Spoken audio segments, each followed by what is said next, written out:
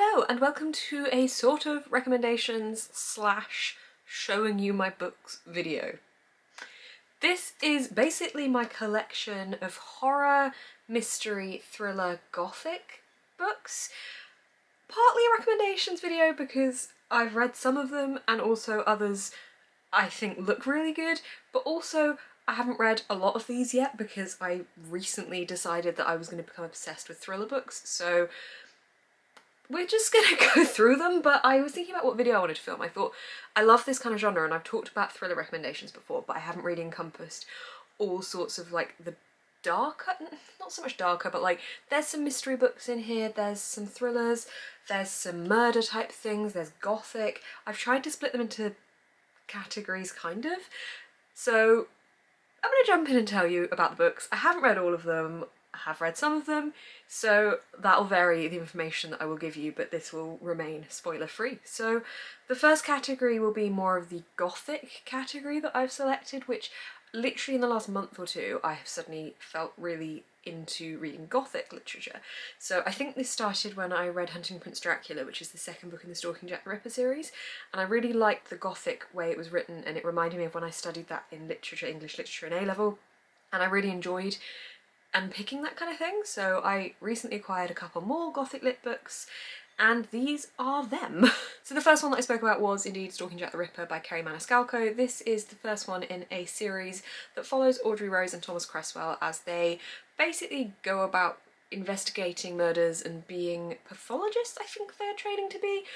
But they're very clever, they're very good at solving mysteries, they're quite a banterous, fun team to follow. I have read the first two in this series and I probably won't continue with the series because for me I can guess the mystery quite easily, and I think that that is half the fun of these books, about the mystery, but if I can guess it easily I'm not as intrigued.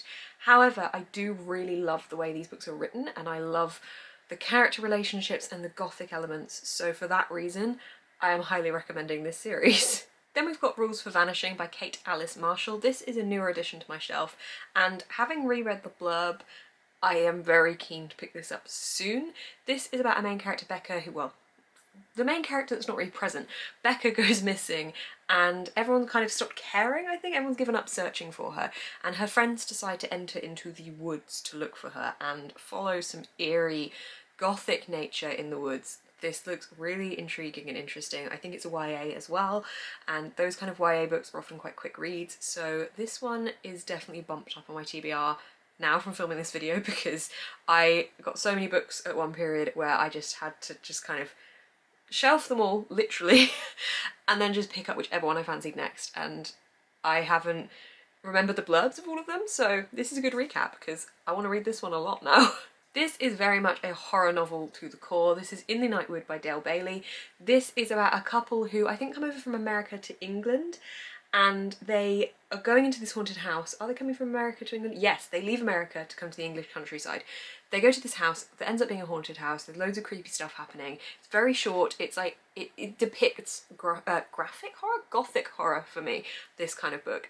I did start this one for a readathon 2 weeks ago, and then realised that I wanted to try and start and finish The Burning God instead, so I paused this one, but I literally only read like 10 pages, but I very much enjoyed the writing style of what I had read, so I will read this one pretty soon, and it's so small that I think it will be quite a quick read, but also a creepy read, so it's probably not great that I'm going to be living on my own soon with all these creepier books. Then the very stunning Mexican Gothic by Silvia Moreno Garcia. This is a very new addition to my shelf and definitely came at the right time for me being very much in the mood for Gothic fiction. This follows a socialite woman who is dragged into this very weird Gothic house in 1950s Mexico. I have not read a book set in Mexico, I don't think, to my knowledge. I can't remember. So I'm intrigued to learn about a different culture to what I normally read about here, and also a different time to what I normally read about, because I don't often come across books set in the 50s either that I've read any time recently. So this is doubly interesting as well. But the gothic nature of this, and I've heard really good things. I've also got another book by this author to read as well, so hopefully I like her writing style, but I'm very intrigued by this one. And also I love that cover. The green and the kind of pinky purpley colour of the dress. Just, oh, I just had a hair fall down my arm. See, it's creepy. Gothic horror. This is the last book in my pile of Gothic horror. The others might cross over slightly, but I've just attempted to categorise them somewhat. Then we're entering into my thriller-esque category. And a lot of YA thriller has like the same kind of tropes within it. So these aren't all YA thrillers. One of them might not be. They're pretty much all YA thrillers. So I feel like they've all got a similar vibe running through them when you hear what they're about type of thing. But I really love these kind of books, so I'm excited. First we've got Neverworld Wake by Marisha Pezel. This is about a group of friends who haven't spoken to each other since there was a murder happen, or a death, a mysterious death. They haven't spoken to each other since then, and they've now all been brought together in this house in the middle of a storm, and some dude knocks on the door, tells them something awful, and they've got a choice to make basically, but they're all stuck inside, I think, throughout this storm. I had this one on my wish list for ages when I heard about it, and haven't read it yet because I'm awful. But this one sounds like the kind of addictive, like a whodunit type thing where there's a decision to make, which is, again, a familiar trope within the kind of YA thriller that I love very much, so I'm all for this. This one is Harrow Lake by Kat Ellis. This is literally like a week old on my shelves. I have not had this book for long, but I basically bought this because I'd seen a lot of people talking about it and I didn't know too much going into it, but I picked up a copy and now it's on my list. This one looks to be a thriller suspense type of book from what I can tell. Basically this girl goes to the town where these films were made, that are horror films I believe, cult horror films, and she goes back to this town and then discovers that somebody is actually stalking her and that this town could potentially be the death of her. And it sounds creepy. The blurb describes it as she knows about the caves beneath the fairground, the sunken graveyard, the trees in the woods that's hung with teeth. Sounds like a lovely place. I can see why a horror film was filmed there. But this book definitely sounds like one I might want to read before I move out, because it sounds like it's going to creep me out. Within the thriller category we have got A Good Girl's Guide to Murder by Holly Jackson. Adore this book. This is about Pip, who is an amateur detective. She's very good at it and there is a case to solve within her very tiny town. It's basically about her going to solve this case, but the reason I put it in this category, not the mystery category that's next, is because this has some really tense thrillery moments, as does the sequel, where you're like, So it's a mystery, it's a thriller, it's a bit of both. It's really, really, really good. And Pip is one clever character and I very much enjoy reading about her adventures. This one is a very new one to my TBR as well. This is Catherine House by Elizabeth Thomas. This is about a house that is also like a university college type setting, I think, in which women enter themselves into, and there's a lot of strict rules. And the mystery thrillery element to this one that it leads the blurb on is not why the women pick the house, but why the house picks them, which instantly gives me like horror, magic-y, mysterious, supernaturally vibes as well. But I don't know if it's right to put this one in the thriller category or not, because I haven't read this one yet either. Are you seeing a theme here? Honestly, I just got excited for thrillers and bought them all. Actually, a lot of these are on my birthday wish list as well, so that's how I've acquired so many. But this one, I am getting horror vibes, also thrillery, and I'm really excited to read this. Also, the cover is like, at a glance, I think from a distance it looks like an MC Escher staircase painting, but it's actually like the railings of the house. But the colours, again, perfectly creepy, brilliant. I'd imagine most of you have probably heard of Sawkill Girls by Claire Legrand. This one has been out for a couple of years now and I picked up a copy at Youth last year. Now I'm just going to read you like the little top line of the blurb because beware of the woods and the dark dank deep. He'll follow you home and he won't let you sleep. Great! This is a book about girls that have been disappearing and some other girls, I believe they're girls, are trying to put a stop to it. I assume the Sawkill Girls are the girls that goes missing, but I have heard very good things about this. I've heard that it's immensely gripping, and again, I just blame my ever-growing TBR for why I haven't read this one yet. But I have read this one, One of Us is Lying by Karen M. McManus. This is about a group of students who are locked away in detention and one of them dies, and it's basically who did it is essentially the mystery slash thrillery situation. But there is a lot going on this. There is a lot of pointing fingers and whispers and rumours and suspense, and it was really, really good. I preferred the sequel, actually, One of Us is Next. That was fantastic. Really like Karen M. McManus's writing, very addictive, very one-sitting ready. This was really good. Okay, we're going to enter into the mystery category now, which I know doesn't necessarily group these as horror or thriller, but it seemed to fit together, so we'll just go with it.